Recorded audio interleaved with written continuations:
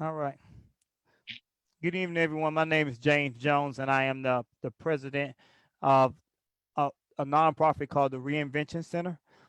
We focus on numerous things, including assisting people in getting home, assisting people with finding jobs, building resumes, a slew of services, which I'm not going to go into at this point. I just want to acknowledge that, and I can't hear you. Okay. I just wanted to acknowledge that. Hello. Yes, I'm trying to mute some of these people first. I want to acknowledge that we are here today to speak about a remarkable gentleman named Quentin Sanders, um, and which is an honor to myself to be able to do this. We're going to kind of, like I said before, I don't want to get on the topic of whether he's innocent or guilty. I just want to speak on what he has done, get his story out so everybody will know what it is that he's doing and has done over the years, where he's at now. And to let everyone, also let everyone know that we actually have a petition that's going, and we ask that everybody sign it. You can go on any of the names that you see up here, Maurice Clifton, myself, Brother X, Lisa, among any of his family members' Facebook pages, and you will see the petition. And we ask that you sign it. It's not about monetary donations or anything. It's particularly about you signing and giving us the support. That's what we're asking for at this point, is your support.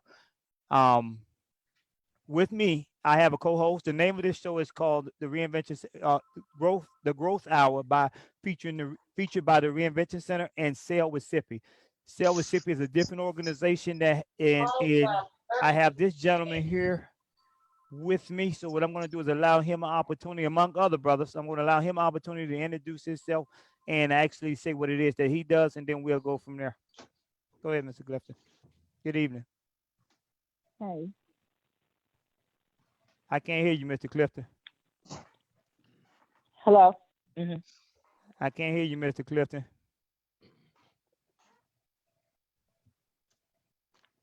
I think he may be having. Yes, I'm here. I am having a few difficulties with Mr. Clifton's sound. So what we're going to do is, good Brother X. Can you hear me, Brother X? Yes, sir. Okay. Can you introduce yourself and explain to everybody that don't know who you are? I will. I want to say one of the typical problems is when we come on, we put our computers on mute and we forget to unmute them. So we have to remember once we call to speak to take them off mute. I first want to thank you for having me on. My name is Brother Kenneth X. Most people call me Brother Kenneth. I am an assistant in the Prison Reform Ministry of the Nation of Islam. I am also a product of the Tennessee Department of Corrections. When I say that, because I served nearly 26 years in the Tennessee Department of Corrections. So I know that very well. Also know Brother Quentin Sanders very well. I also want to take this opportunity. I don't see Miss Betty on, but I think the last time I saw her, we was having a function and we gave all of them gift cards or whatnot. And she always was like a surrogate mother to us all. So I want to say hi, Mom, and to the rest of the Sanders family. Okay, thank you. She is watching. Let me tell you that she is watching, even though you don't see her. I do know she is watching. I'm going to try Mr. Clifton one more time, and then I'm going to give you a little bit more background about myself, and then we'll actually start everything. Can you your audio together, Mr. Clifton? Yeah, it's showing that it's playing, James. Okay, I can hear you now. Go ahead, sir. Okay, yeah, it was showing that it was playing, but I don't know why. Yeah, I didn't have it on mute. Yeah, sometimes it does that. Anyway, I'm Maurice Clifton, and I'm the founder of SAIL, Civics Advocacy Initiative and Leadership. You know, and today I read over Quentin's story, man. It was it's heartbreaking in so many ways, though. You know, today I want to play. I've shared it, and I've asked other people to share it. But you know, today I want to. I'm gonna play devil's advocate for a while. Please know that I'm team Reinvention Center, and I'm team Quentin. But I also know that there are a lot of hurdles that we have to overcome. And so we want to, I want to personally address those because I, in focusing on getting Quentin home, we got to try to look at his situation from their perspective. And I just today, that revelation came to me. So we have to change our weapons and change our mode of fighting in order to get him home. So with that, so what I do is I try to advocate for different people, such as Quentin and other people who've been wrongly sentenced. Like James said, I'm not arguing his guilt or innocence, but I have a few questions for him, for his family, based upon his situation and everything. And man, I've been in prayer, because I've been like reading this case and it's disturbing. I had to turn it off a few times and revisit it, even with Lisa on the phone today.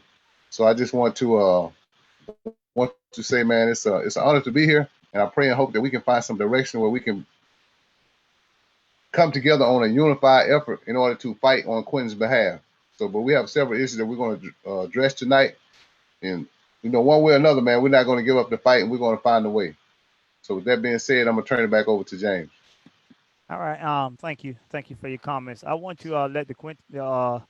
Quentin's family know that, like Mr. Quentin, I served over 20 years in prison. That is where I acquired the passion to do what I'm doing at. I take this very seriously. Like Mr. Clifton, when I look at his case, it makes me upset. I spoke to an elder, Mr. Harper, I believe his name is, which is Quentin's grandfather, and I assured him that we're going to do everything we can to actually help him get home. However, this is going to be a process. It's going to be a fight. I don't think that they're going to lay down, so we're just going to do what we can. And I feel optimistic about Mr. Quentin's situation. It's definitely a sad situation and whatnot, and I definitely don't like what the outcome of what it is or it has come to, and I feel he should be home. What I would like for someone to do, I don't know which one. I don't know if it's going to be Miss Celestine or it's going to be Glenisha or whoever one of his family members to actually speak on his behalf and actually tell his story of actually how it is that he got in prison. I ask that whoever it is that speaks on it start at the beginning. Um, we understand that none of us are no saints, so don't feel like it's anything that's embarrassing or anything like that. There, you know, we a lot of people have been to prison and have came home and made something of themselves. You have Malcolm X, you have Nelson Mandela, the gentleman Rock. You have a few people that have come that went in, so it's not a bad stigmatism. Let me say that for it to happen. With that being said, I'm going to ask that someone give his story, or multiple people can give his story. So what I'm going to do is I'm going to unmute you, Miss Celestine. I'm going to unmute Miss Glenisha. And is there anybody else that wants to be? What about you, Miss Pearl? Would you like to be unmuted, or you okay over there? Okay. Um. Hey, Go ahead. How I'm you doing? Celestine. How you doing, Miss Celestine? I'm doing fine. I'm doing fine. I'm Quentin Sanders' auntie. I've been knowing him since he was born. The way he was and the way he is, he's a young man with a lot of respect. Like you said up front, you know, make mistake. I ain't coming here to say he innocent or he guilty. You know, only thing I can say that he's a very respectful man. And only thing I ask, other system to do right.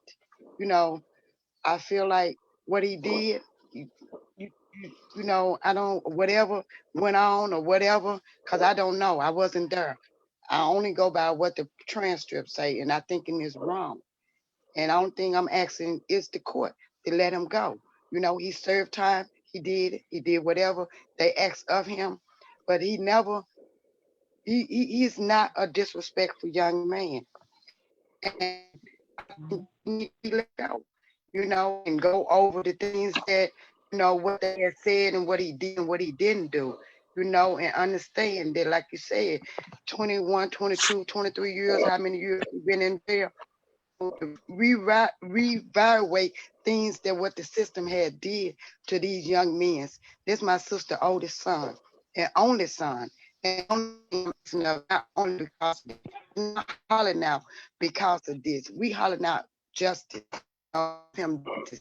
What's been, what's need to be done when I knowing the young man since he been born, and them knowing since he been grown. I've been with my nephew ever since he been born. It's not that people don't make mistakes, or people whatever. Ain't nobody perfect, because I don't know what's going on. But the things, the way the system set up, the way the things going on in life is wrong, and they have did it to too many and so many children and so many people, and I feel like it's not right. It's not right for him to have to go through that, or anybody else had to go through that.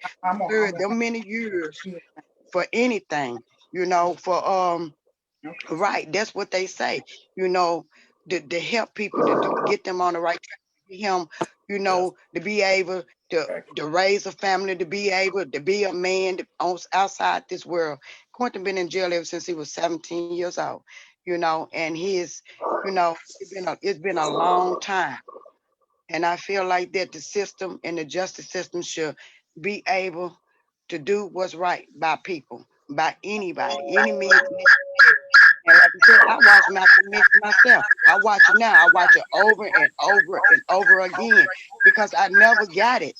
Why does they does people like that? Why do they do people like that? Why does they do us like that? And it don't get it. I don't get it at all. And it's not right. I definitely agree with you, Miss Celestine, and I want to give I want to give I want to say that before we actually go into a whole lot of this, I want to give some background on your nephew and Mr. Quentin Sanders. Mr. Quentin Sanders was not as she stated. And for what I've read and what I've spoken to him, everything she said is exactly true. He's a very respectful individual, a very motivated, a more, an individual that has turned his life completely around. I want to say that at the age of 17, Mr. Quentin made some bad decisions, um, which was he went to a mall to for whatever reasons, and I don't want to get into the reason of what that purpose was, because I don't want to bring up nobody else and nobody else's name. For whatever, we're going to respect that. For whatever reason, he went to the mall with the intent to take some merchandise from the mall. It didn't happen. It did not happen. They were pursued behind the theft, and they left out of the mall, and then they jumped in the vehicle, and I'm fast tracking the story. Jumped in the vehicle, and they took the police on a high speed chase. Um, my point at this point, at this gesture is Mr. Quentin did not have any intentions of harming anybody. So far in this story, it does not insinuate in any form or fashion that he came out to harm anybody. Okay, so they jumped in the car and he's trying to get away. 90% or better of the criminals or people that commit crimes try to get away. Nobody's committing a crime with the intent of getting caught. So there's no exception to this 17-year-old gentleman. Um, he jumped in the car. He take the police on a high speed chase. Okay. One of the polices, which we respect, we honor, and we are not saying taking away from anything from him or his family or none of that stuff there. We're just trying to put the facts out so everybody can understand the facts. So, but I also want to say that Mr. Quentin does feel remorseful for what happened, and Mr. Quentin in no way um shifts the blame or any of that. He definitely takes responsibility for what has happened. Um, so now, with that being said, I want to say that the officer was one of the ones that was in the pursuit. He pulled out at a intersection to try to block off Mr. Quentin. Mr. Quentin, traveling at high speed, was unable to stop. He ran into the officer, and the officer was killed. Okay, now, of course, there is a tragedy there. However, I want to say that, and I want to point out that after that tragedy, they took Mr. Quentin to court. They charged him with multiple charges. A theft for attempted theft for the stuff at the mall, a theft of I want to say a vehicle, and that's unclear. They charged him with in the vehicle of homicide during the commission of a felony. the felony being the theft of the vehicle, or it can be a theft of whatever was going in the mall because they're saying it was over $500, which constitute it to be a Felony. class E felony in Tennessee. So Yes. now what they Yes. did was they sentenced him to 51 years, and I'm fast tracking the story because I'm not going to go through trials and all that type of stuff there. They Yes. sentenced to 51 years. Now you went through a lot. It's the whole sentence. Okay, Yeah. you know, they sentenced him to 51 years to life in prison. That does not mean that Mr. Quentin comes home in 51 years. That means that he sees the parole board in 51 years. And what we're trying to Yes. do is trying to get him to get home sooner than that. I want to point out a few facts. Yes. Mr. Quentin is 17 years old. He's not at all Yes. considered in pretty much by a lot of laws. He's not considered an adult. He can't go buy cigarettes. He can't go buy alcohol. He can't go buy no firearms. He can't rent no hotels. He can't rent a car. You know, he can't do any of that because he's not of legal age to do that. You know, so that the Yes. system recognizes that this gentleman is not a one to be able to make sound decisions at his age. However, what the Right. criminal justice system did was they treated him as if he was and gave him 51 years to life. I want to point out some facts to people, everybody on here, and show you why, to me, myself personally, and I'm sure everybody else feels that it's injustice, but I'm going to give you why, some of the reasons why it's a personal injustice for me. You know, I've looked up Tennessee laws, and in doing so, I'm looking at what the penalty would be if he took him on a high-speed chase. And if you do it the first time you do it, the most time they're going to give you for that high-speed chase is 1 year. If you do it twice or any other time after that first time, they can give you between they can give you up to 5 years. So now this is being Mr. Quentin's first time ever in trouble, ever in trouble. No, you know, because he's a juvenile. He's a kid. He's never been in trouble. He don't have no juvenile record. He don't have none of that. He's come from a home that is very supporting, very loving, and doing whatever they had to do. Okay, so now the speed chase, the high speed chase was 1 year, and I ask everybody to keep up with these numbers and add these numbers up in your head. It is 1 year that he get for the high speed chase. For the theft, he can get up to 1 to 6 years. So we're gonna go with the maximum, which is 6 years. Okay, so that means the 1 year for the high speed chase and the 6 years for the actual theft. That's 7 years. I have, and again, these are Tennessee statutes I'm reading. The last thing is vehicular homicide. They have it reads in 2 parts. They're saying if you are driving in a manner that creates a serious risk or severe injury or death, it is a Class C felony that carries 15 years. If you are intoxicated when it happens, it carries 30 years. Yes. Let's clarify this. Mr. Quentin was not intoxicated, so there is no 30 years on the table. So that leaves only one other statute, which is 15 years for a vehicular homicide. So now he gets 15 years for the homicide, 1 year for the speed chase, and we're going to get a max. Now, I'm not saying this is what he would have got. The max for the theft is 6 years. That is 22 years? They say 25. Okay, it's 22, but they say 25 at the time of his while he was going to trial. So they said 25. Okay, for whatever other charges they put on him. Okay, I'm thinking that they may have offered him a plea bargain for 25 years, if I'm not mistaken. Okay. That's where the 25 years come in at. They offered him 25 years. I'm telling you by Tennessee statutes, Tennessee laws, that the most he should have gotten, well, I'm not going to say the most he should have gotten. Let me rephrase that. Based on their statutes, the most is the maximum is 22 years. One year for the high speed chase, 15 years for the vehicular homicide, and 6 years for the theft. Okay, now, Mr. Quentin, as you pointed out, was offered a 25-year plea bargain. Yes. My experience of the system, and I'll get the other gentleman to weigh in at some point. My experience of the system is before a plea is given when there is a victim, that the victim's family is allowed to be a part of any plea negotiations, and they ask them, are they okay with the defendant getting this plea of whatever time it is that they're saying that they want to offer this gentleman. So now, if they offered him a 25-year plea, everybody was on board. The prosecutor, the victim's family, who we empathize with, sympathize with, and again, in no way do we take away from your loss, and no way do we try to say that it wasn't a tragedy and it shouldn't have happened. But everybody's on board with this 25 years. Unfortunately, Mr. Quentin didn't take the 25 years because whatever reason, he's 17 years old. Again, he can't not at that age make a sound decision.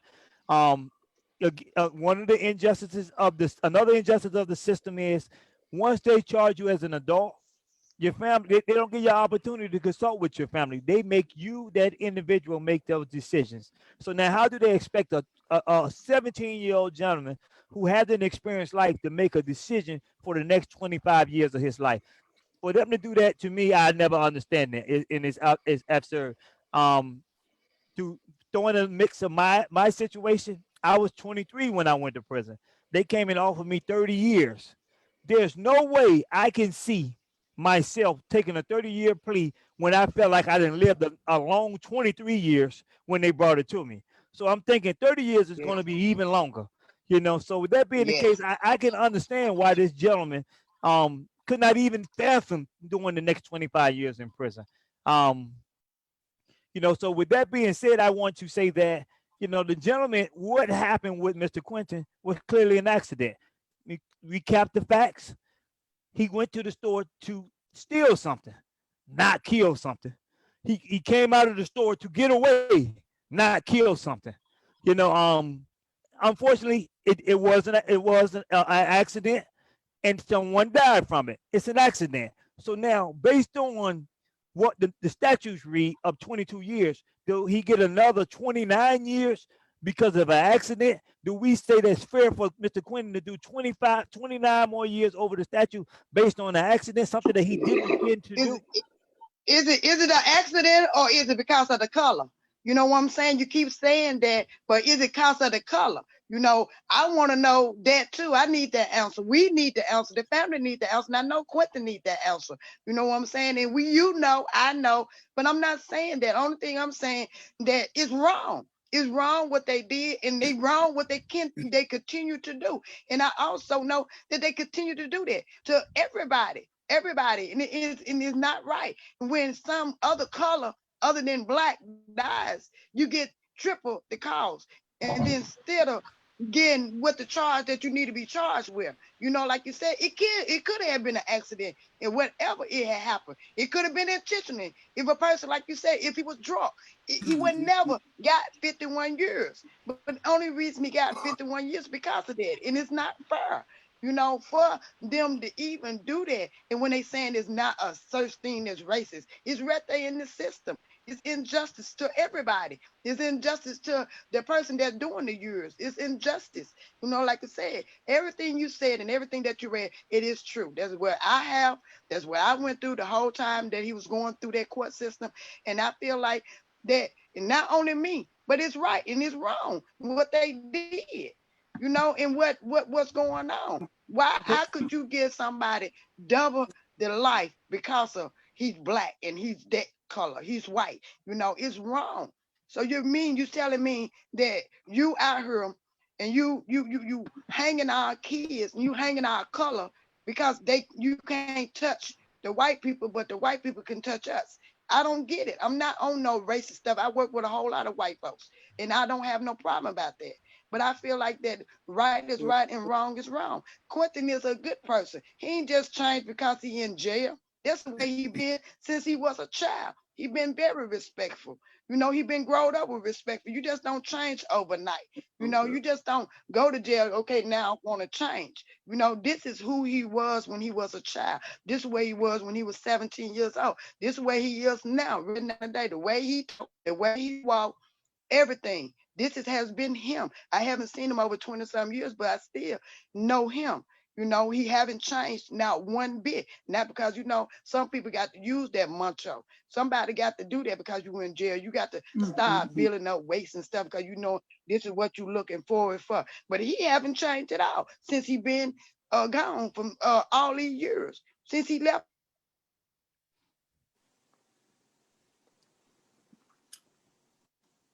Miss Celestine, where you go?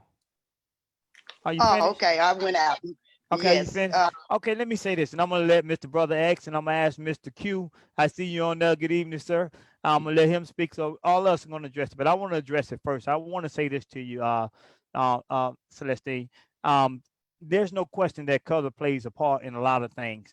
Even when we go back to I'm not going to say all the way back to the days when we were actually farming and all that stuff. There, color played a part in Mississippi. Mississippi State Prison was created for us, people of color, to go there and actually get arrested and go work for under slave labor.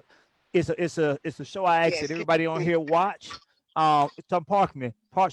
It's a show here I asked everybody to go watch. It's called The 13th, the number 113. It's something about the 13th Amendment, and it explains to you what we're discussing. However, you know, in a way to not to disguise a lot of things or not take away from things, I want to pose a question to you. I am with you. Please understand, I am with you. I am with Team Quentin, and I feel the way you feel. Again, I was a victim of the system. So by me being a victim of the system, I felt that race and all that played a part. However, I think that it's an unfair and unjust law. Definitely race played a part. Definitely because he could have been offered something different. But I'm going to say that I feel like it's an unjust and unfair system. The law itself shouldn't be 51 years if that happens. I think that it should be something that if you can look at it should be done on a case by case basis. Let me say it that way. So they could have took in the factors of his age, his maturity level, and amongst a lot of other things. But what they did was they created a law that's not a factor. Again, you know, I definitely appreciate y'all being on here, but I ask that you come on here more because we try to educate on these type of things of what's going on in this system. Right now, the system is not about how do we rebuild our men or how do we rebuild people. It's about locking us up, getting us to work for small wages, and then building and fitting the prisons and going from there. You have a lot of private prisons. I say that to say this here now. I'm gonna wrap this up and I'm gonna let these gentlemen talk. I definitely agree with you with race. I definitely agree race plays a part. However, I also have to look at the young lady Centuria Brown, who was in the system. I'm thinking that she was a lady of color as well. I don't think that she was white. I could be wrong, but I'm thinking that she was a lady of color as well. Okay, so now that being the case, you know, I haven't seen and I haven't done the research on this because I haven't gotten Mr. Quentin's full caseload yet. But I will at this point. I would just say that I definitely feel like that it was multiple factors. One being his race, but I think the biggest factor, or one of the biggest factors, was it was the police officer. That's You what it know, was. if it White had police been a white police officer, and there had it been anybody else, but that again, I'm not going to even say white, you know, because I'm trying to stay away from discrediting this gentleman's honor or anything like that. There, I'm going to say he was a police officer, and it was somebody that had been on the force 11 years with a family and stuff like that. There, polices take care of polices, just like you take care of your brother, your sister. I'm going to, they consider their stuff brotherhood, sisterhood, and they're going to take care of each other. So they felt like it had to be some injustice. The most beautiful thing that I got, and I heard out of all of this here, was that the family had said that all they wanted was Mr. Quentin to do was go to prison and make himself better. My point is, he done that. Now what? Does he have to sit there for 30 more years before he can actually come out and show you that he's a better person? Right now, they're in the system benefiting off of Mr. Quentin. I've seen articles about him making hundreds of thousands of masks. I've seen articles about him teaching. I've heard about him teaching programs. I done had staff from the prison call and tell me how remarkable individual he is. Everybody I done spoke to, newspaper people, anybody that has spoken, I have spoken to about Mr. Quentin, have nothing but positive things to say about him. So with that being said, I don't understand why he's still in prison. You know, why they haven't let Mr. Quentin out, or why they're not trying to do something to let him out. You know, I've learned through this that the ones that are knuckleheads, they'll get out of prison. they'll change the laws for them because they feel like they're going to come back to prison and then they can make more money off of them. Gentlemen like Mr. Quentin, they want to hold for as long as they can because they know when they let him go, ain't no more making no money off of Mr. Quentin. Mr. Quentin going to make his own money. You know, with that being said, I'm gonna go ahead and I'm gonna let Brother X say something. Then I'm gonna let Sippy, and then we're gonna get to I forget what Mr. Williams said. Go ahead, Brother X. Thank you, Brother James, and you did a remarkable job trying to give a synopsis of what went on just by what you read. And Miss Celestine, you know, we can feel your hurt and your pain, and you know we have to speak truth to power, and we can't be afraid to call it what it is. Now, we're going to have to continue this dialogue because we're not going to be able to get it all in tonight. But when you understand what's at the root of the criminal justice system, it is a system of control. Now, when you're trying to control something, there's generally 5 P's of control you use. The first one, you have to have a place to keep everyone, and that's prison. This is why they teach penology in major universities. Then there's politics. Then there's the psychology that goes behind that. Then there's the propaganda. Then there's a philosophy. Now, having said all of that, in Shelby County, in Memphis, Tennessee, you reading about it, but we lived through that. In Shelby County, when they offer you a plea deal, if you don't accept it, then they're gonna give you everything. Whatever crime you committed with, they clear their books. So they give you a whole bunch of charges and put that weight on you and make you feel like your situation is hopeless, so you'll take a deal. Now, dealing with just the law aspect, and when you have the time, there was a young man that I knew, just like I knew Quentin. His name was Lon Pierce, and he was out doing pretty much the same thing, and he got in a high-speed chase with a police officer in East Tennessee, and there was a car accident, and the police officer died, and they gave him a life sentence. At that time, the offense was committed, life carried 25 years. His sentence was overturned, and he was charged correctly with vehicular homicide because there was no intent there. There has to be intent, and the intent has to be proven in order to get a conviction. Again, I don't want to get into the legality that dealing with my own situation, spending countless hours in the law library and listening to lawyers and doing all this reading, you kind of understand what the statute is, but you understand the actuality of it. In Quentin's case, the circumstances was the same. The variable of the police officer and the environment at that time. At one time in Tennessee, a life sentence was 13 years. Then it moved up to 17. Then it moved up to 25. These were gradual increases. How did it increase and why did it go from 25 to 51? Well, in the early 90s, Memphis was a hot spot. Memphis was getting like DC and Miami and Detroit. So through the propaganda and the politics, remember those 5 P's of control, people were enraged. You know, politicians, they said these young Black youth, we got to deal with them. They're super predators. We can't function. We're going to leave the city. This was the climate and the conversation. So laws was passed in order to satisfy the people's outrage. Wait a minute. Let me go to what Betty sent me. I'm going to go on Messenger. Someone need to mute their phone. And I'm trying to find out who it is. I think that's Pearl. I got it. I muted him. Go ahead. Life sentence from 25 to 51. Now, at 17, by giving him 51 years, and that's the minimum he has to do before he meets the parole, you sentence him to 3 times the amount of years that he even was alive. When you talk to sociologists and psychologists and all those who are in the criminal justice reform, they say that the mind does not fully develop until around the age of 25. Therefore, Mr. Williams, I'm thinking about Big Q, Mr. Sanders, he couldn't even formulate the right thought process to understand the immense ramifications of that action. Now, I have the unique position, not only knowing Bo Peep, but I know everyone else involved. I know exactly what happened. And that was not his intent, and his role, I'm not going to get into that, was not as much as, but since he didn't want to play ball with the system, he had to be made an example out of. Now, you can put that case and change the players of that case, and I guarantee you that the outcome will be different. It's not a justice system, it's a just us system. Now, the purpose was for him to pay for the crime. Okay, 21 years now, that's an immense amount of time. We are not minimizing the loss of life, but no matter how long he stays in prison, that life isn't going to come back.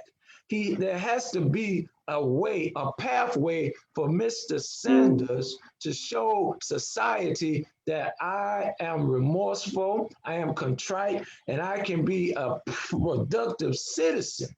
See, we talk this talk, but can we walk the walk?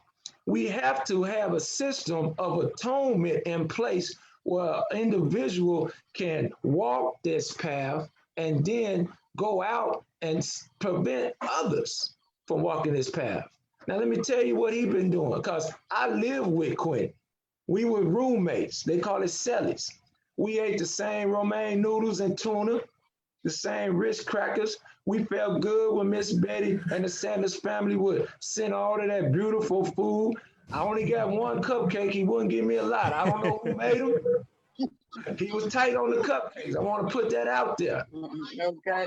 Say this. He greedy. Went to be eating some, honey. He loved to eat.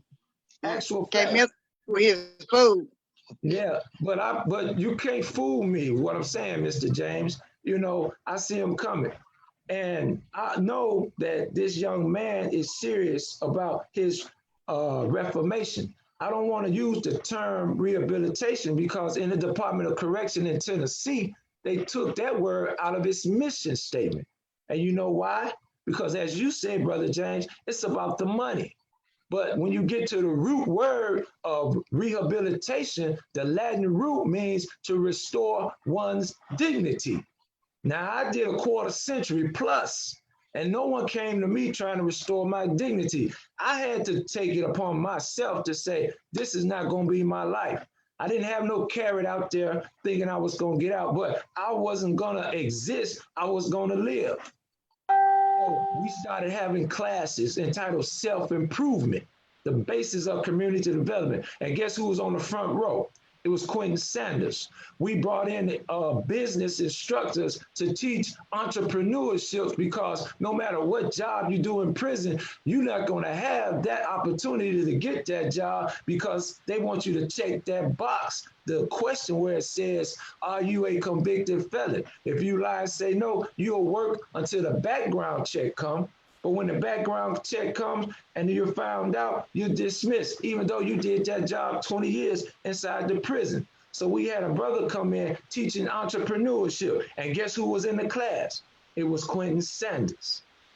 If Quentin Sanders was doing something that I didn't think represented himself, his family, or his faith, I could pull his coattail. Very respectful. He said, yes, sir, brother, you're right. I could have handled that situation better. I said, well, what would you like to do? He said, man, I just want to stop other young people from making the mistakes that I made. I said, well, are you involved with the Don't Follow Me program? Guess what? He's involved. He's a speaker. He's an instructor. I sat and observed him tell his story, and I've seen young people move.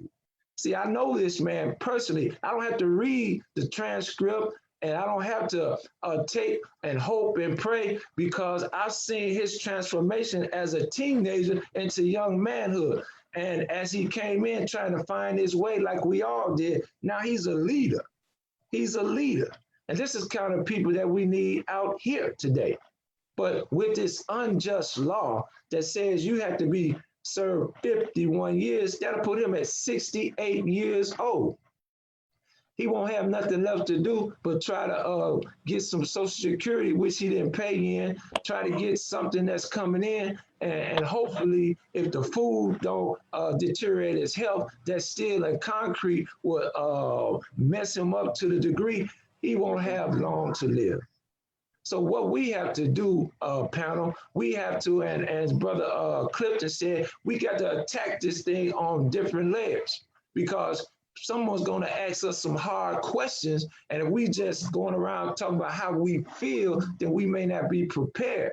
So it's beautiful that we have this here. He has the family support. He has brothers who have done time with him that came out, that haven't forgotten him. He has the advocacy, and we have to keep his name and other wrongfully convicted individuals' name out there. Because if the purpose is, they said, the family said, we want him to pay for his crime, we want him to change his life, I respectfully say to them, he has changed. He has changed his life. And the only way you're going to be able to really, really see that is to give him the opportunity to get out and show you.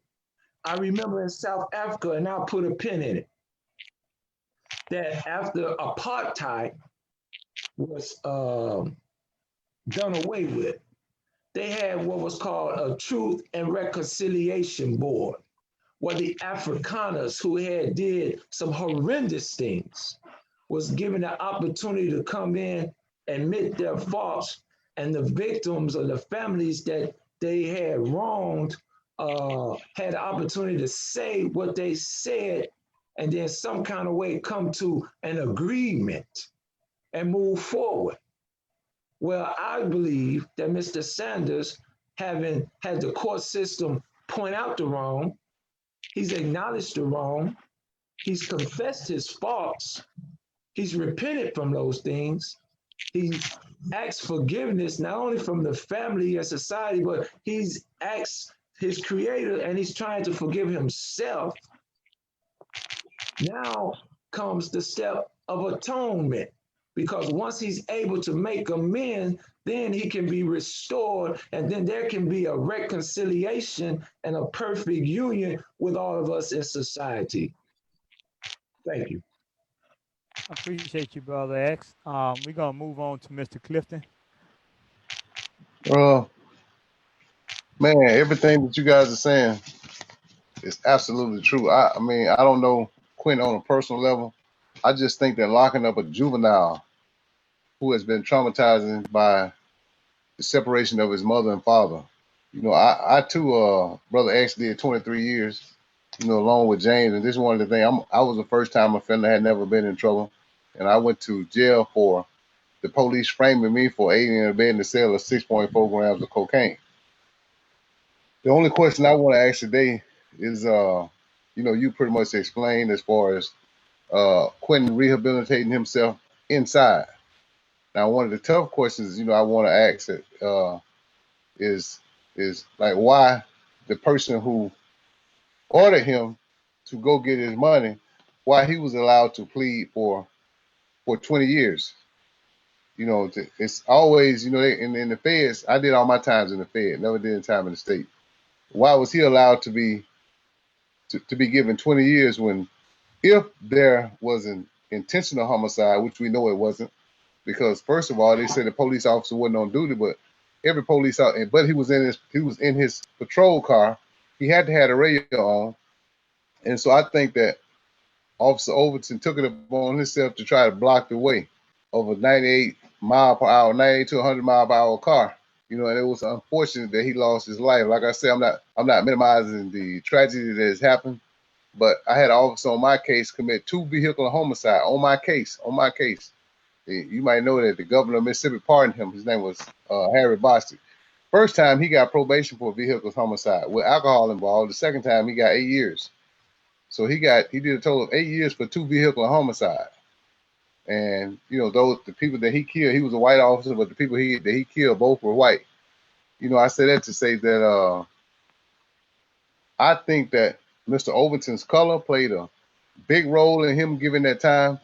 I think the fact that during that time, Quentin was involved with a gang at the time, played a part. They painted that picture to the jury. And even though, you know, like Miller versus Alabama says, no juvenile should be sent because he's not even competent enough to even discuss a plea of that magnitude. no juvenile should even be put in that situation. I had 5 boys. I lost one of my boys while I was incarcerated at the age of 31. But no juvenile should be put in that position to make a decision to spend. You talking about 25 years and he's 17. You talking about another 17 years, the same age he is, plus 8 more years. He can't see that far. You got guys that come in and commit suicide when they get 5 years. This is what I've seen in the federal system. You got guys that come in with 10 years, man, that become 10 times worse of a criminal. You know what I mean? But here we are as a society. We applaud murderers and rapists to the extent to where they don't even get the maximum amount of time. You know, your SOs get way less time than what he done. We talking about a child, man. We talking about somebody's son who made a mistake because he's scared something is going to happen to his mom. Like I say, I'm not trying to downplay Officer Overton's death, but I think that we as community activists need to reach out to the family, his family, and try to get their help in advocating for Quentin. That's a good point. That's a good point. Because if that's what you asked for, here it is on paper. This is what he's done. You know what I mean? And also somehow, whether he has to do a 2241 and get his case back to where to bring up that Miller versus Alabama issue. And by all means, man, I know, you know, trouble it's hard to, people may not think, I don't know how it is in the state of Tennessee or wherever he's housed at or located at, but in the Fed, it's always trouble within a few steps of you. So he has to walk that fine line while people out here fighting for his life, because that's what they're doing. You talking about 68. You know what I mean? I did 23 years as a first-time offender, man. I had never been in trouble, nothing but a traffic ticket. And it's a hard adjustment. So that's why I'm so passionate about this, because I've seen so many other teenagers come into the system that had life sentences. A lot of them, because of Miller versus Alabama, have gotten their cases overturned. I got one other guy that's in Bennettsville. He was 19. Yeah, he was 19. And so they finally just ruled that they will revisit his case because of Miller versus Alabama, where no juvenile is supposed to get a life sentence. Man, 51 years is a life sentence for him. That's absolutely a life sentence. So I think that we have to some kind of way, find a way, you know, as a whole, to reach out to his family first. And then whether we get some type of news media or whatever, just we need to revisit this on a consistent basis. But please, you know, I want y'all, the family of Quentin, tell him he got to stay out of trouble, because I've seen so many guys that are still under the 101 ratio of crack because they got a 300 series shot. And James know that that's just a slap on the wrist. You can get a 300 series shot from you leaving a towel in the floor and they write you a shot for sanitation of your room. I've seen so many guys that got denied by a judge because they received an incident report in prison. So we don't want to be out here fighting for him with tooth and nail, and then he gets a shot. So he got to avoid trouble at all costs, and he got to stay streamlined with doing right and want to make a difference when he comes out. Because the closer that he gets to his freedom, the more that the adversary is going to be pressing him to do wrong or bringing trouble his way. So he got to sidestep it like an Olympic athlete, and to ensure that he crossed the finish line, that he meet us at the finish line, because there is going to be a finish line. I think that we have to speak it into existence. I don't even think that we should even talk anymore as much about the crime as we should about the rehabilitation effort that he's made while he's been there. We're talking about a child that had to grow up in a grown man's world. Prison is a grown man's world. But the only thing that people on the outside see is how TV portray it. They don't see that young men can come out and change and be transformed and do the things that James is doing, do the thing that you're doing, Brother X, do the things that I try to do here on a daily basis, and so many other people like Amy and Can do. These are most of the people who are strong advocates have been incarcerated before. You know, because they see the injustice. I don't think that we can minimize the need for us to become cohesive in this fight, and to to set a goal and a timeline to where we want him free. And that's just it, man. And I think the power of the vote, us restoring our voting rights and getting to our legislators and getting them behind them because of Miller versus Alabama, because of how he has transformed his life within, and because of what his family said, at his sentencing. So I think those are the three factors that we need to highlight and press upon. That's all I got to say then. Let me say this, and then I'm gonna let Mr. Williams speak. Right. I want to bring everybody up to speed on the fact that for the ones that don't know, and I'm particularly saying this to you, Mississippi, that he does have some litigation that's pending in the court, 2254 in the federal courts. He does have Okay. that, and I as well as whoever himself, because we know he is the forefront fighter for himself. He showed that time and time again. I myself have done some research, and Lisa done some research. Many people are doing research on it to do that. I have found some cases that are favorable for him. However, I tried to keep right now. I'm trying to keep that aspect of his case. I just want you to know he is litigating. But what I want to do tonight was get his story out and let everybody, when I mean by his story, Okay. know where he's at and what he's accomplished, because the ones that are on the outside can't see in the inside, so they're not aware of what he's doing on the inside. And this is why Brother X was important on being here. Brother Mr. Williams, who's his name is Quentin as well, is here. And I wanted them here so people other than the family can see and know what it is that he's doing on the inside and why he is worthy. As a human being, he's worthy, but why he's even more worthy to be in the street, because he can be a better asset in the street at this point than he can 30 more years from now. As brother Kenneth has spoken, and I ask everybody this, and not only us on the panel, but people in the street. If he comes out at 68 years, what do you expect him to do after being in the system for 51 years? What job do you expect him to come get? Of course, he has skills, so he will be able to make something happen.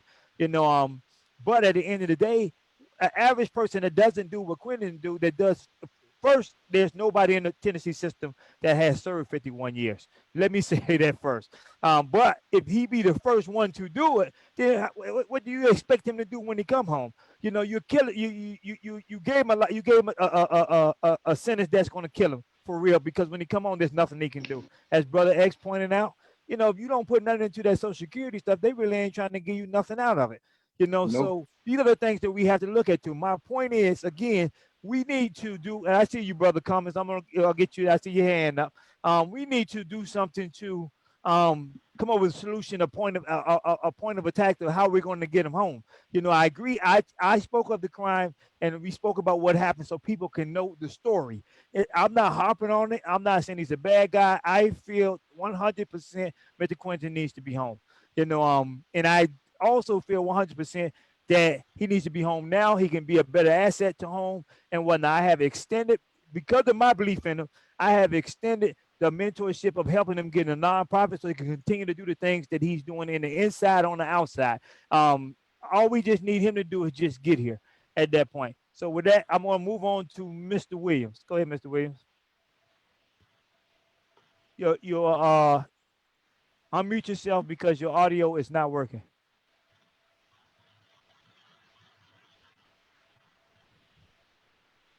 I can't hear you. We can't hear you.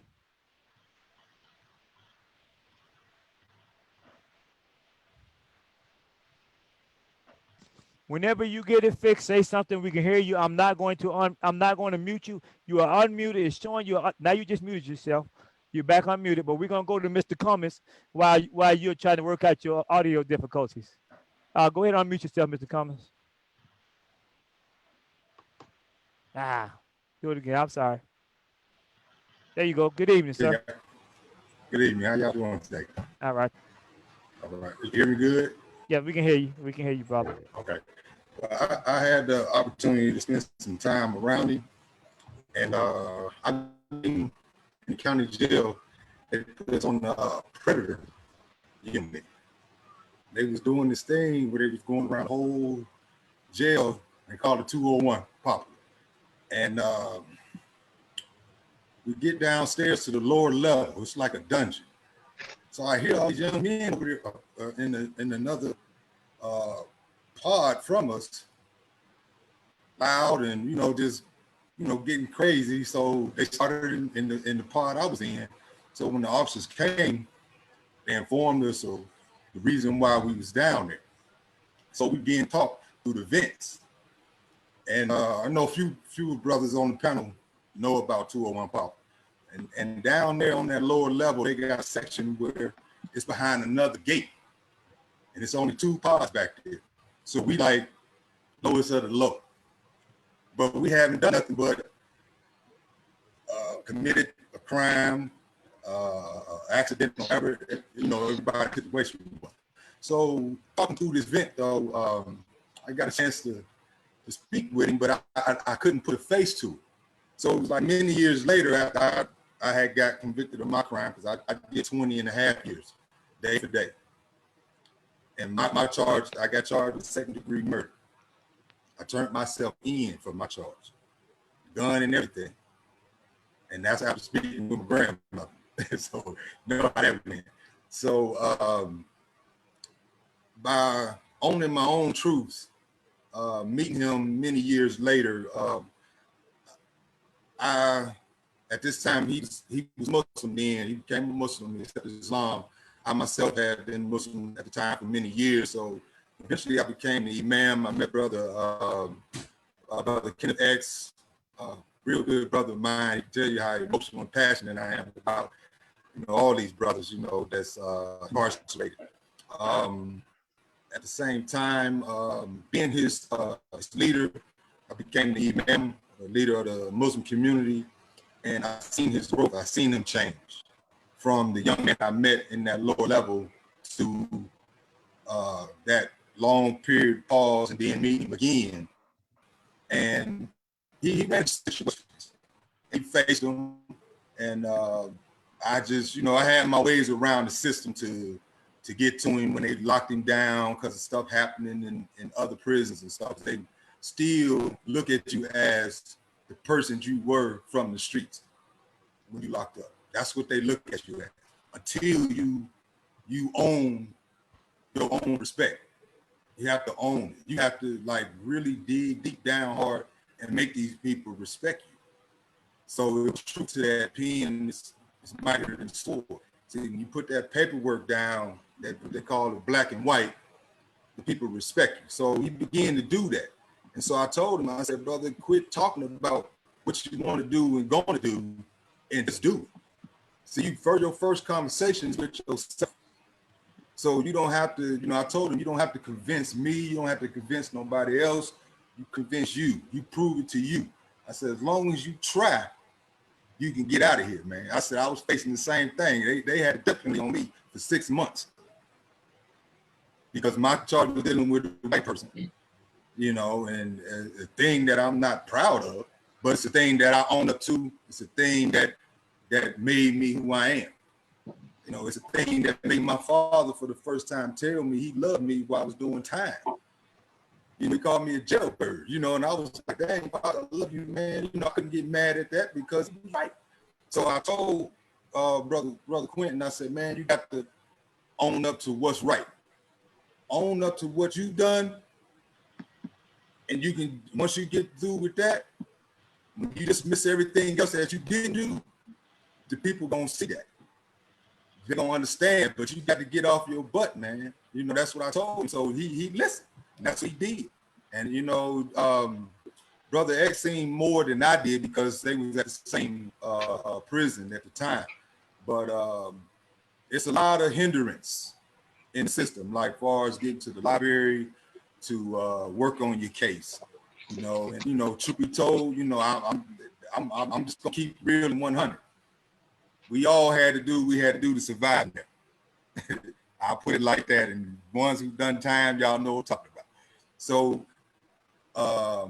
we utilize instruments to gain our freedom, to have that freedom, not just the freedom of physical freedom, but the freedom of your mind to expand beyond those gates, to get out those walls. And that's what I showed him. I said, man, just like the hieroglyphics are on those walls in Egypt, it's laws, and it's just spelled backwards. That's all it is. Laws and laws, it's just spelled backwards. So the only way you're gonna make it on the other side of here, man, you gotta find a key. I showed him that law book. It's a key. I said, this is what my cousin told me. He's been on death row. He did like 16 years on death row in Illinois. He's off death row. He's on trying to get his way out too now. But he told me about the key. He said, man, look at that key over there. I said, wow. And I showed Quentin that same key. I said, you got to find which one unlocked the gate, man, so you can get out of here. And that's what he just became firm, stern, and, he began to be hard on himself than on others. But I told him, man, you're going to always fight that one battle, man, and that's your own personal demon, and that's that one that people like to pump in your face. They could pump all bad things about you all the time, but you have to put out that good. That's the only way you balance it out. And I told him that's what Islam teaches us, to balance things out. We have to find that balance. So for every wrong you do, you have to do good for it. And I said, but you got to be consistent with your good deeds, and you'll see yourself to be free. But he's a hardworking young man. I love him dearly, and I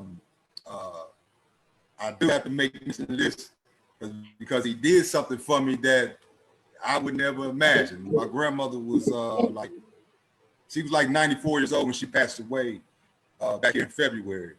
And so I hadn't seen my grandmother in like about 18 years.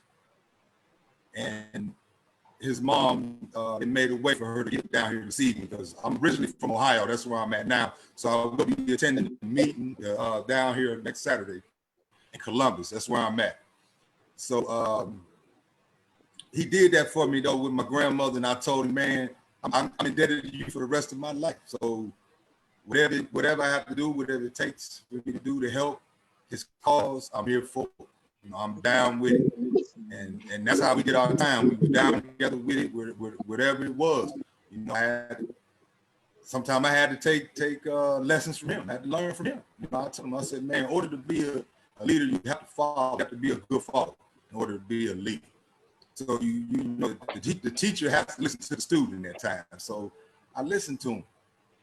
And so he taught me some things, in the long run. But one of the things he did teach me how to do was to stay free. So I've been out here 2 years strong, working hard, and putting money away to help his cause, and support my family and do what I got to do. So that's enough motivation for me to get off my rear end and help him, and actually help him help himself. And I had the opportunity to come down and speak last year at the prison to sing. I told them I owe that. So they let me come in, and because of the respect that we all had from the administration, they let me stay quite a while. I stayed all the way to lockdown time. I came in that morning, and I stayed till lockdown time. And, we had a wonderful time, and we was able to talk and share a lot of things. But a lot of people ask me, how you do that? How you do these things? I said, man, you got to think outside the box. You have to set goals for yourself, and you have to reach for those stars. Everything grows up. Roots go down in the ground, but everything grows up. Grass grows up, trees grow up, kids, they grow up. So that's what I told him. I said, man, you grew up. I grew up in prison. I became a man in prison. He became a man in prison. He didn't have that opportunity to get fed from his father. He got fed from other men in prison who became men in prison. And so these are psychological things that we have to, deal with and work with, and that's what he did. So I thank y'all for your attention, and allow me to speak. And I hope, Brother Jones, to see you Saturday. I'm taking off work now. I'm working some extra time so I can have that day off. So I'm like 5 seconds away from downtown. I can knock my front door and see you. So hopefully I'll get a chance to talk to you prior to you speaking, and be able to give you some more insight and input. Thank you. Okay, I appreciate you doing that. I wanted to, before I let Mr. Williams speak, because I know he's next. I see him got his stuff together. I wanted to say, I wanted to acknowledge that we got some people on Facebook that are actually commenting. One of them is Shanta Hopper, and one of the things she said, I asked myself, and I don't think neither one of us will have an answer to this, but I just want to read her comments to the panel. She asked if nothing. Let me go back to it. She asked if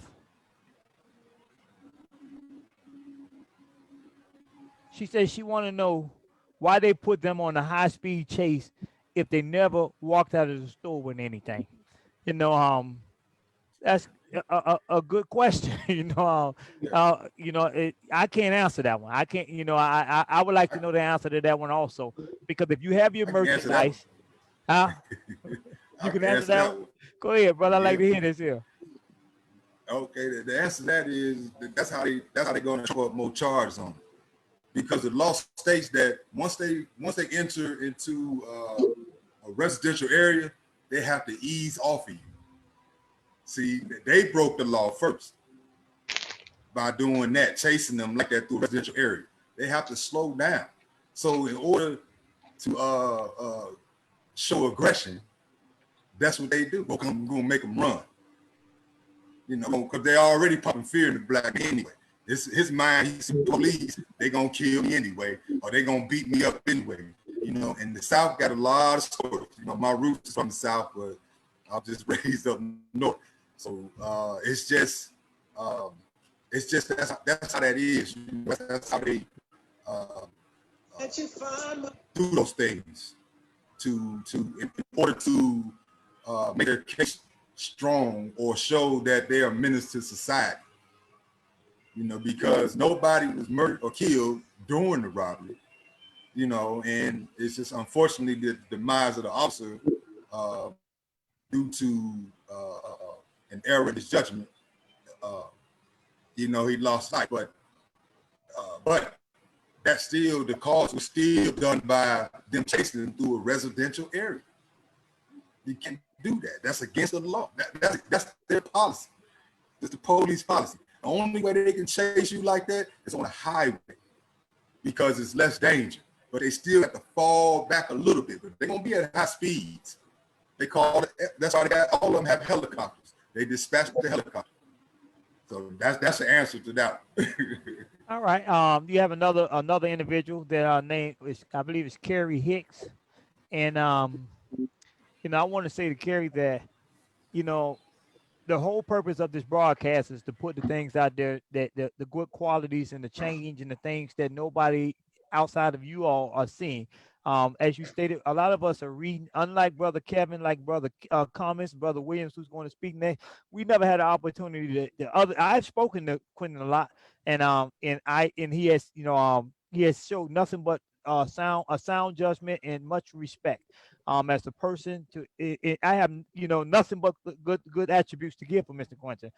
But some may say that because I'm helping him, I'm saying this because I'm on his team.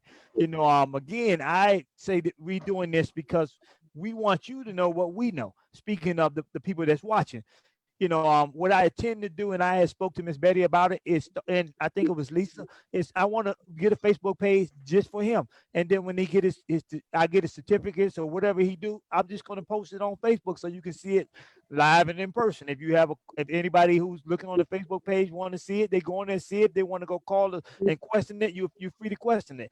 At that point, that we have to get him out. We have to get this other side out. We are all for him. So.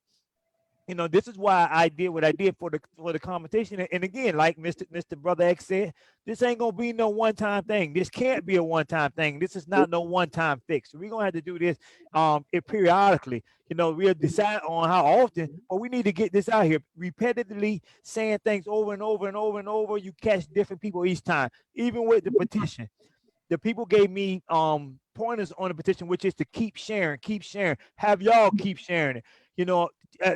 Get your friends to share, and stuff like that. And then I've seen the growth in the numbers of that there, and it's remarkable. For the first day, you got almost 400 signatures. That says a lot, but everybody don't get an opportunity to see that, so it's our job collectively as this group, as his family, to make sure he gets that his story gets out. And these are the things that we are trying to do. This is why, I love that the brothers that spend some time with him we can see it from a different perspective. They can hear from us on the outside as well as the brothers on the inside. with that, go ahead. With that, I'm gonna let Mr. Q speak. He's another gentleman that spent time with Quentin, and I'm gonna let him give y'all his outlook of how everything is going. Assalamu alaikum. Alaikum salam. Problem. Let me start by saying, let me offer my condolences to the families. That's the patrolman and Mr. Sanders' family, because both of these families suffered a loss. I was born and raised in Mississippi, so I know the injustices dealing with the state of Mississippi. I'm well aware of the history of parchment. I too was a member of the organization that Quentin Sanders was a part of when he, partook in the crime that transpired. So I understand the pressure, that he was under. It's not a question of what I know about, the realness of what transpired. I know it all too well because I lived it myself. Now, when you get an order, you take an order. At 17, you don't have much say when a superior, tell you basically what to do, give you an ultimatum, but we're not going to get into that. I look at Mr. Sanders as being a great example, from where you came to where he's at. I have a question for the panel, and the question is, who will speak to the sleeping lion? We have a lion in the room, but who's gonna wake it up? You can't send a pussycat, excuse me talking to some of, the ladies in here, you can't send that to wake a lion. So when you deal with a man, you must first be a man. When Mr. Sanders entered into the system at 17 years old, he was nowhere near the man that he is today. I know firsthand, I met a man maybe 4 years ago, a man that inspired me to be the man that I would like to be. I'm still working. It's a progress, it's a process. I heard a wise man say, trust the process. I choose to trust that process because I know that there's a light at the end of the tunnel. But when, like you said, when you're 17 and somebody give you basketball numbers, you don't see the light at the end of the tunnel. There is no end of the tunnel. I'm personally amazed at the fact that he has been able to maintain a straight and narrow and a sense of normality under the pressure and the circumstances that he's having to deal with on a daily basis. Now, like we said, every time we come together as a group, we're not downplaying the loss of life. But again, there's two lives.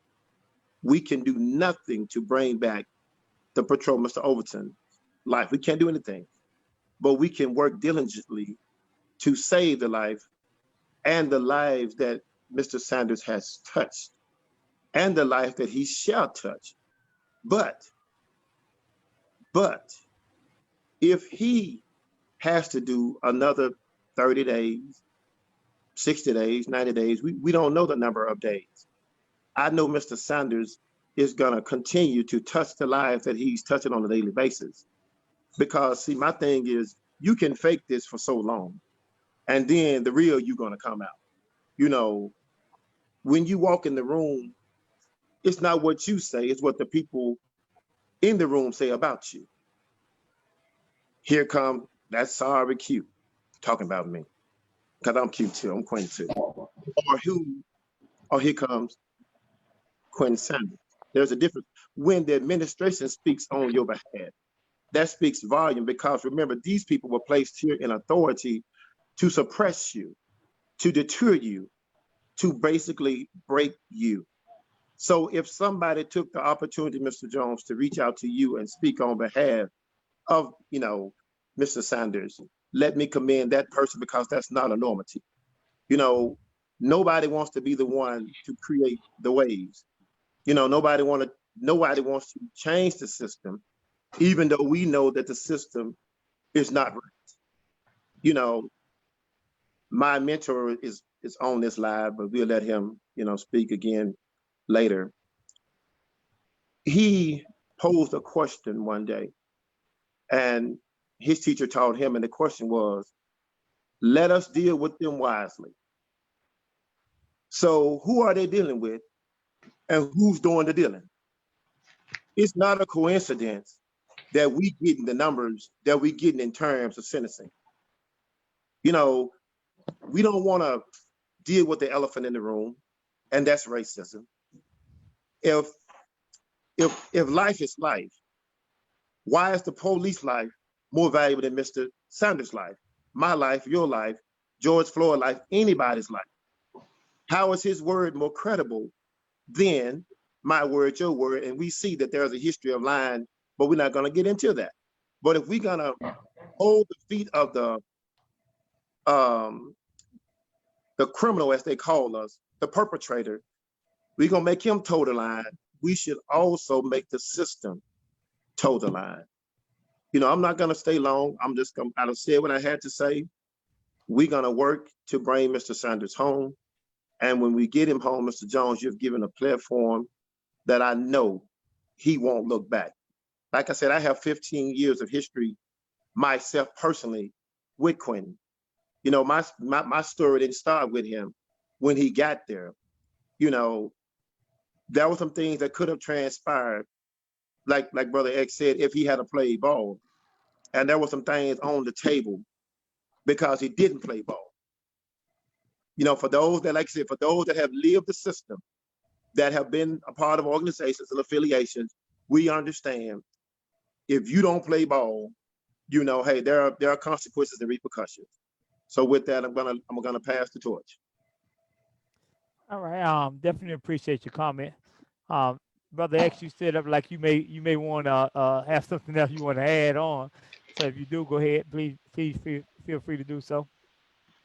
Well, I think, everyone here has been touching on what is necessary. Brother Mr. Cummings on there, we call him Y'all Faithful. I haven't seen, looking well. The thing is, when you then walk the yard with a person, and then you're on the outside and you see them living the life that they, say they were going to be committed to. That's a blessing, because many, it's just lip profession. They do enough. They fake it until they make it, and then when they get out, they gone on.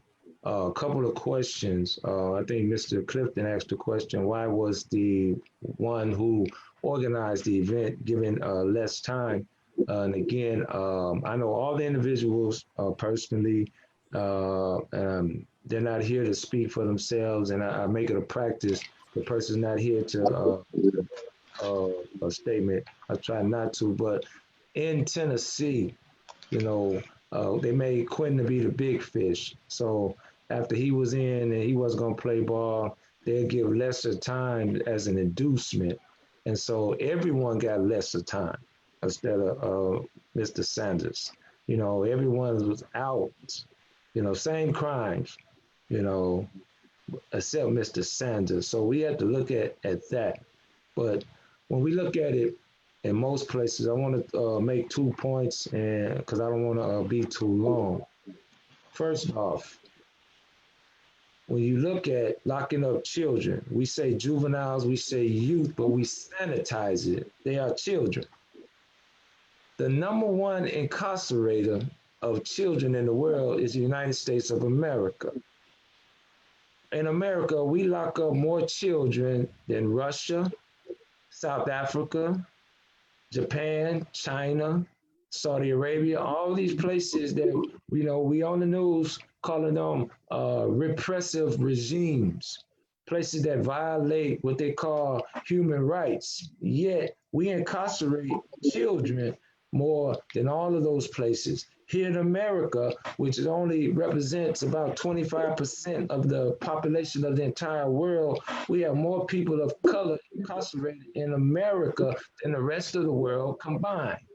Now, that is not an accident or happenstance, that is by design.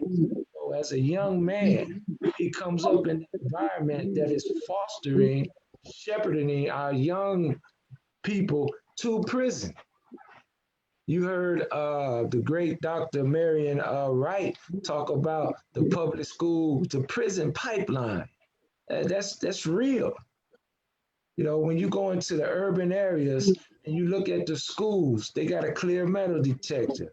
They get the wand. They got to walk on one side over here. They got to do this. All of those things is just preparatory work, getting them ready. So when they go to prison, they're able to fit in and make it seem like it's just a natural transition. According to, I'm big on statistics because I'm not the one writing them.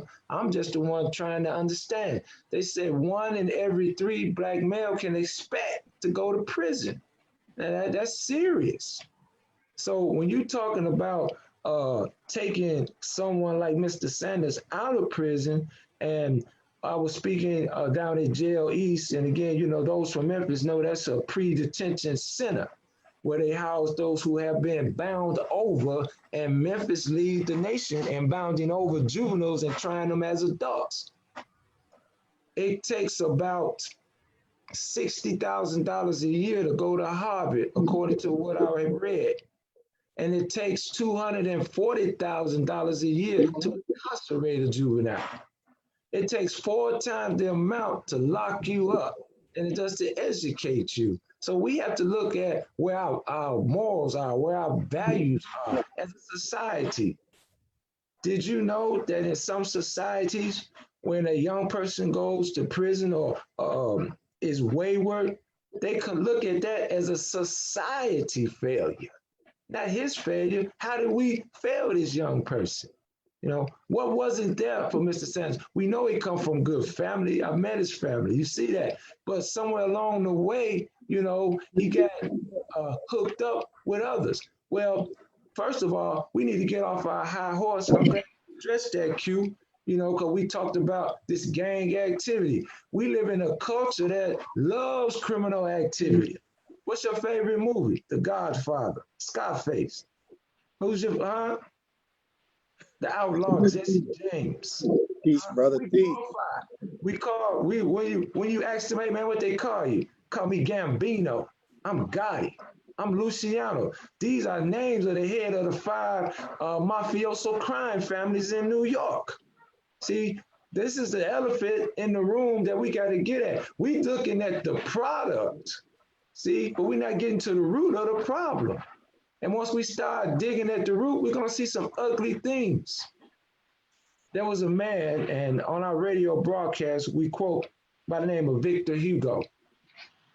He says, if a soul is in darkness, sins will be committed.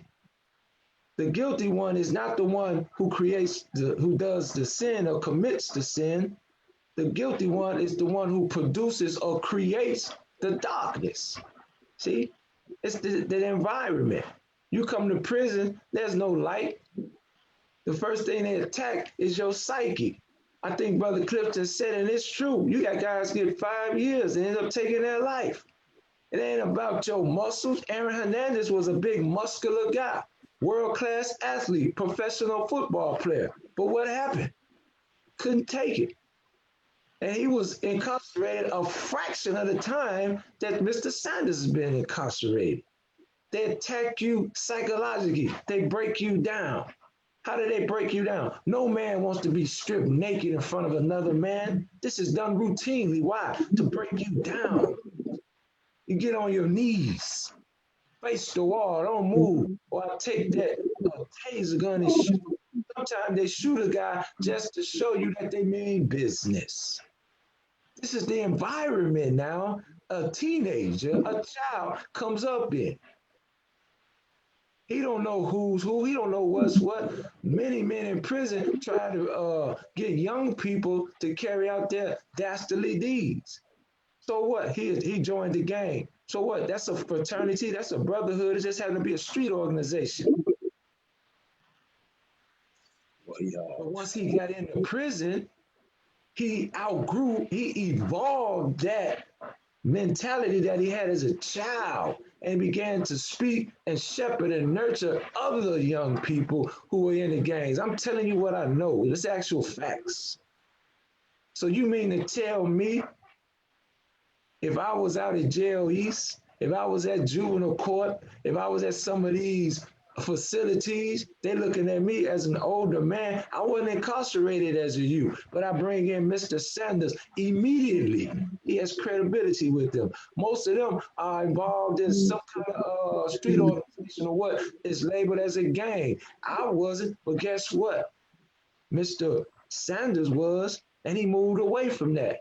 How many of us at 17, if we was held accountable for some of the things we thought or did and we got away with at 17, and we was just put in that box of the individual we were at 17, and you 25, 35, 45, 55, 65, and they still looking at you and dealing with you as if you were 17, how many of us would think that's fair?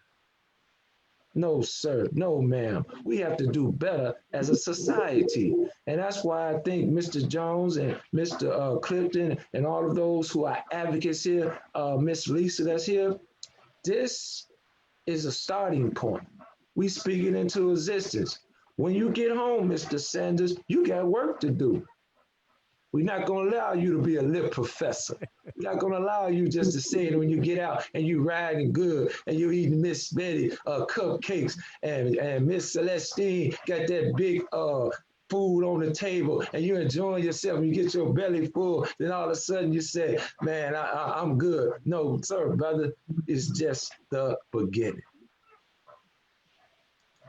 Definitely appreciate you, brother. Definitely appreciate you. And I want to add on to something that you said because I've said it to Ms. Sanders and many other people that have spoken, and I can't get past this here.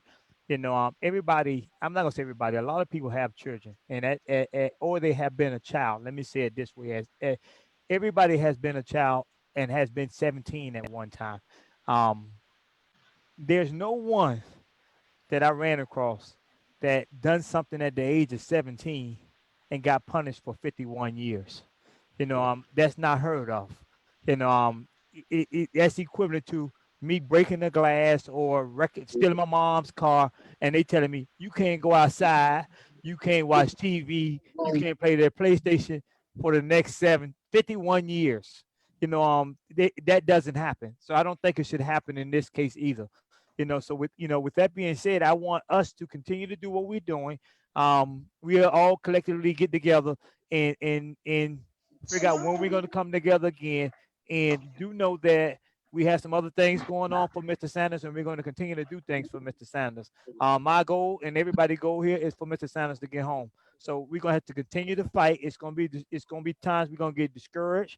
There's gonna be times that we're gonna get frustrated. There's gonna be times that we're gonna get sad. If anybody on here get that way and they need some words of encouragement, call. You're welcome to call me or anybody else on this broadcast. Because when I get that way, I'm gonna call one of y'all and do it. And it's good to know, I'm definitely gonna call y'all. But I just, like y'all, just know even though he's not my own flesh and blood, I see him as family. And blood don't make you family. It's your actions that make you family. So I feel for him, not like you because but I feel just as equally as you, for him coming home, and I am passionate about him coming home. I don't want to monopolize the time. I just want to recap that we are going to do this more. We're going to have to get his story out, show what he's doing more. Tomorrow I have a phone interview. For the ones that don't know, I have a phone interview with one of the reporters that did a story on Quentin with making the mass inside the prisons. So of course I'm going to be advocating for him again tomorrow. Mr. Cummins spoke of a rally that's coming up on the 22nd in Columbus, Ohio. My intention is to go up there and be there for that rally with some Mr. Quentin. And I got to get your size. Make sure you call me, Mr. Cummins, before later on, and I get your size, so we can advocate and get his story out there. Nobody's not doing that. We are upset. We are, but in order to make a change, we have to make that change. We have to put it in their face, say, okay, what are you going to do about it? And this is doing that. So this is why we have to continue to do that. Is there anybody else that want to say anything before we actually close this up? Do you mind if I say something? Go ahead. I just want to thank everyone for coming. I appreciate all of you. You're all wonderful. You know, I talk to Quentin daily, and I believe in him, and I'm going to fight with him, fight for him, no matter what, how long it takes, whatever we got to do. That's what I'm going to do. So, and I welcome anyone and everyone to help us with this fight, because we all know he's wonderful. And so I just wanted to put that out there.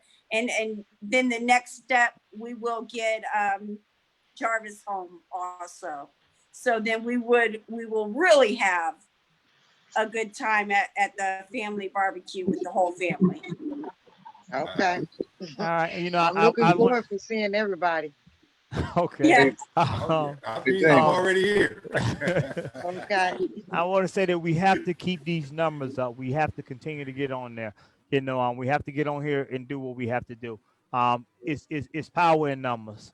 You know, so we have to continue to keep our numbers up on this broadcast and putting effort and anything. If anybody have any ideas or any suggestions and stuff, I am open for that. You know, we on the same team. We got the same objective. You know, to me, there's no big eyes, no little U's, or none of that type of stuff there. It's all about family trying to get another family member home. So please, if you have any ideas or think of anything, regardless of how you may feel like, well, he may not want to hear that, call and say it so we can get, you know, analyze and look at it and do whatever we can to help Quentin out. Hey, James. One thing I want to remind people is to watch the documentary 13, and also just pay attention to how the news media portray us. You know, when you look at how in Mississippi they had a headline where a young 17-year-old was charged with burglary. They had him as the front page, but you had in the subsection, the white guy had committed 2 murders, and they had him as a small footnote. Yeah, I I remember want to that. reiterate what Brother Ken X said. It's just how history. You know, America has been the biggest gang against us as African Americans since the beginning of time. Even so with the Indians, you know, when the Indians won, they called it a massacre. When they won, they called it a battle. When they went in and killed the whole tribe, they called it a battle. But when the Indians won and killed 2 or 3 of them, they called it a massacre. So it's the wordplay in history. You know, you got to look at Dylan Roof. When he went into church and killed all the people, they took him to Burger King or McDonald's or somewhere and bought him a hamburger. They didn't even put cuffs on him. You understand? And so they allow him to even plead an insanity group when they show he had a history of like racial issues. So it's just so many things, man, that we have to. We talking about a kid, man, that had never been in trouble, yet they portray him as this. That they gave him a time as if he's a monster. Yes. You know, Yes, and that's they the whole did. thing. So that's one of the things that we have to point out, man. You gave him time as if, and that wasn't a slight, brother access to. I don't even think that the guy that told him that is supposed to have, and that's or however that came out. I think 20 years was too much for him. I just said that they could at least match the time with him and not giving him more than the 20 years. I know at that time when he was 17, 20 would have seemed like a whole lot, but at least right now he would have been home. So I don't know the guy on person. I don't even think that him sitting at home because he had no idea that these kids were going to be in a car wreck and accidentally kill an officer. So I don't think he should have got that time. That's why I was saying about the 20 and years. he apologized for everything. He apologized for everything. Because that's what type of person Quentin make is. no mistake, He's I'm not blaming not that type of person. I'm not blaming the guy that even told him that, and we're gonna even, you know, that's something that we don't even need to talk about anymore. I'm just saying, for him to get more than the most time is just absolutely outrageous, man. And we should be sick to our stomachs and appalled, man. Just even know this, even know that there's a bunch of youngsters like him in the system that their story has not been told. You got Tony Sparks from Killeen, Texas, who's riding in the car with some guys and called a life sentence. He come in at 16 years old. He got a life sentence in the federal system. Did time with him at Beaumont. Now he's at Big Sandy because as a kid he had to fight for his life. When Miller versus Alabama passed, they cut his time to 45 because of him having to be 110 pounds. He had to fight for his life. He had a couple of stabbings. Now he got 45 years. But he was just in the car with somebody that committed a homicide.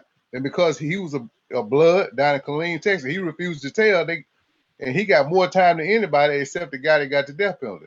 It was like 6 of them. Because he refused to tell, he got a life sentence. In Millerville, Alabama, cut his time to 45. So, I mean, it's a bunch of kids, it's a bunch of teenagers like that in the system, man. Quentin just won. So we're hoping that we can get him out so he can be a voice for those that are left behind, those teenagers who are still somewhere across the United States fighting for their lives, trying to get heard in Alabama, in Mississippi, in Texas, in Illinois, man, all over the country, man. So we just have to keep our fight, man. Yeah, that's And it, he bro. has a first cousin that need his help. He has people out here. He has, little ones, little small cousin. And then I know that he's a big role model to them because the type of person that he was and he is. And he's a good person. Yeah, he hasn't had an opportunity to even start his own family, man. So you want to cut his bloodline off, man. You want to punish his mama and his grandfather, for one mistake that he made, man. Come on, man. I mean, this is just, like I say, ridiculous, man, and just heart-wrenching. Ridiculous. Yes. You It know, is not. I'm not saying that because I'm his auntie. It's because I've been with him since birth and from then until now, and this is not nothing that I'm pleading out for just to say, let him out. It's just the truth about what's going on with young men. And they doing it right now today. And that's what needs to, happen, that they needs to get justice, for the things that they have done and things that they have not done. And the things that happen is it's insanity what they doing. And it's not right, for real.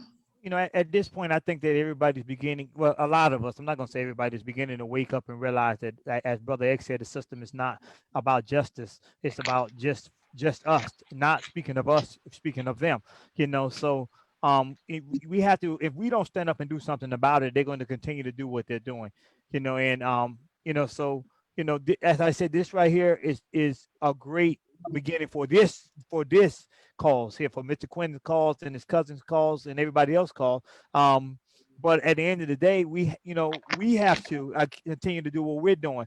I had another person that asked the question. I know the answer, but a lot of times I like to let the panel answer or let somebody on the panel answer. The question was, is there a law that states you get more time for being involved with the death of a law enforcement officer?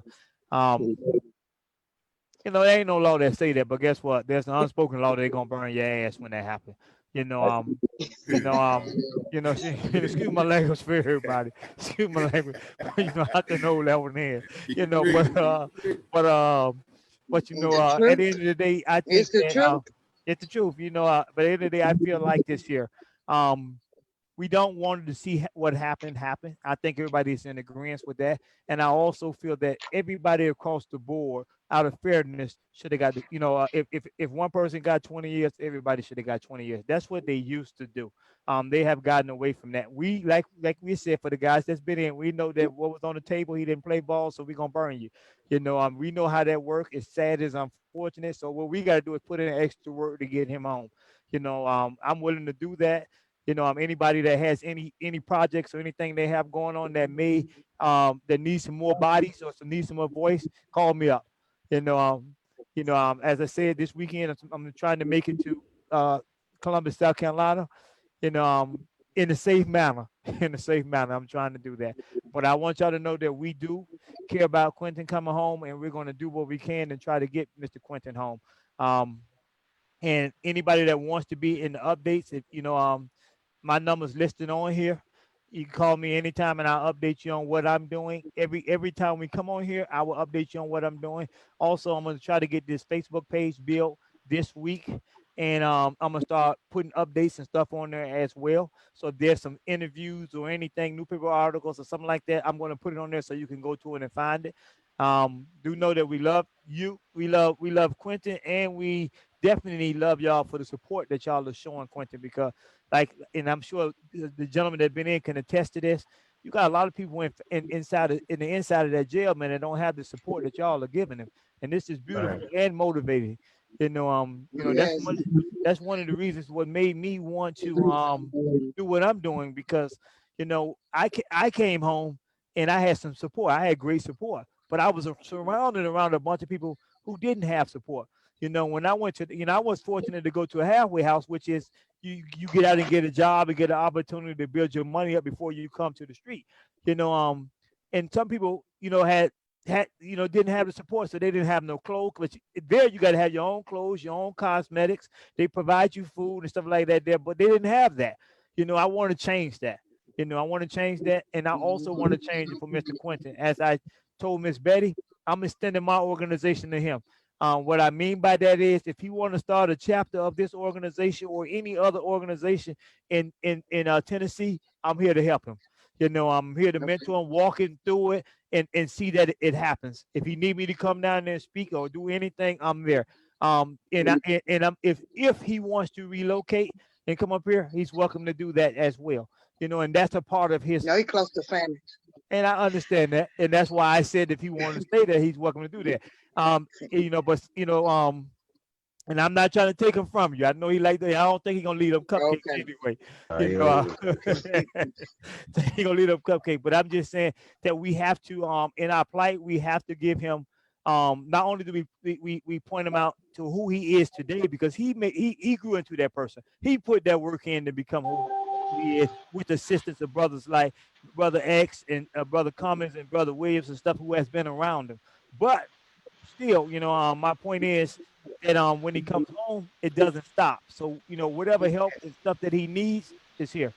That's what I just want everybody to know. And Miss Betty done promised us a barbecue when he gets home. So y'all need to start getting that pig and all that together. Everybody don't eat pork. I'm just joking. Hey, two questions before we part. Yes, sir. Yes. She gonna make sure. So She gonna make sure anything you need to help her and help us. She has said that. Who's willing to define the meaning, the word of justice to the system, and who's willing to speak truth to power? Now, those are my two questions to the panel. We all, if we put our Facebook family together, we're gonna have a whole lot of numbers. There's no reason that this petition shouldn't be in the thousands by now. So who not putting their boots on the ground? That's my question.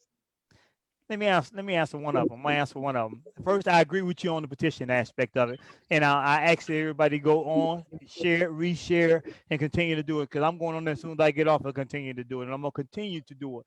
Period. Everywhere I go, I'm speaking on it and whatnot. So I ask everybody that's doing the same, continue to do the same, because I know you're doing it. But back to your question of what is the definition of justice? I learned a long time ago, brother Q. I'm gonna call you Q. I know your name Quentin. Yes, sir. I learned a long time ago that justice is not about what actually happened. Justice is what they feel happened and what they want to prove as what happened. And I say that because when I was going through my situation, I went to trial like Mr. Quentin as well. And when I was going to trial, they was bringing people in and testifying to me selling them drugs and pulling guns and all type of stuff at times that I was out of state. I was in jail somewhere else at the time they say I was doing this, and I had the jail records to prove it. I was in a hospital somewhere else in South Carolina, Columbia, South Carolina, at the time they say I was selling them drugs. But they still proved it and convicted me of it.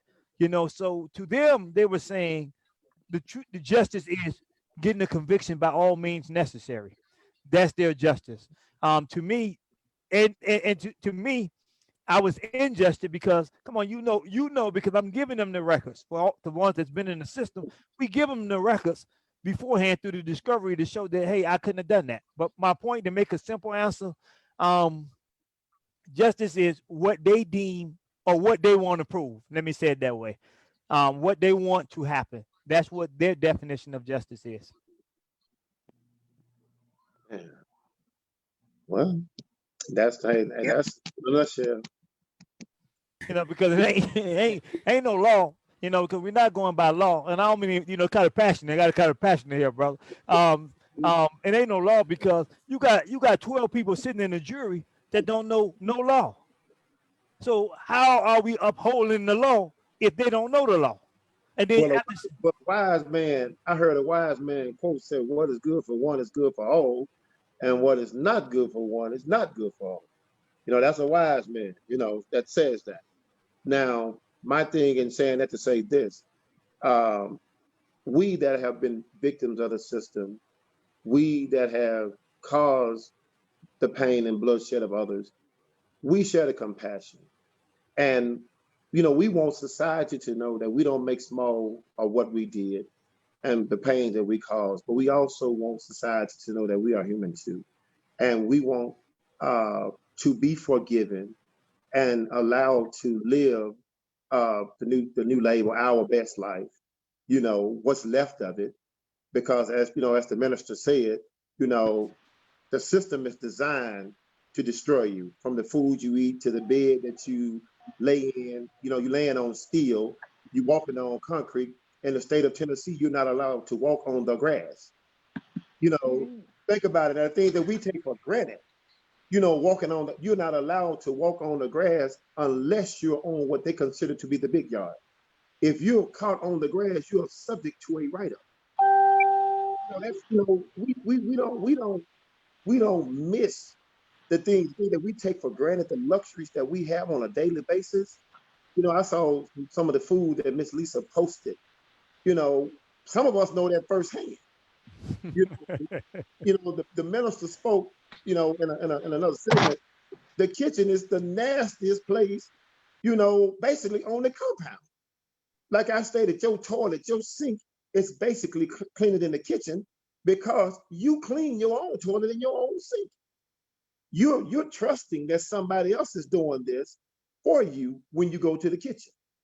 So my thing, like Mr. Minister said, if the food don't kill you, the amount of time that they've given us, and mentally, that's where the fight starts at. It starts with you mentally and it ends with you mentally. I commend you brothers that did 20 plus years. I did 15. So, I'm still 5 years short of what you guys, had to endure. Like he just said, the Hernandez boy couldn't do 5 months good without, basically him killing himself.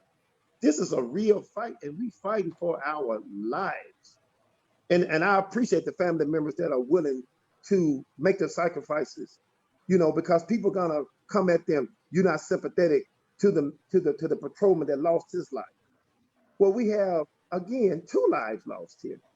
We have a lot, and then if we don't get Mr. Sanders home and home soon, as the sister said, there's a potential of more lives being lost because he have young nephews and nieces. Hey, Come on now. Hey, look at now. Erica. Don't mean I miss it. I don't miss it. But the thing is, see, this is it's bigger than the panel. It's bigger than Mr. Sanders.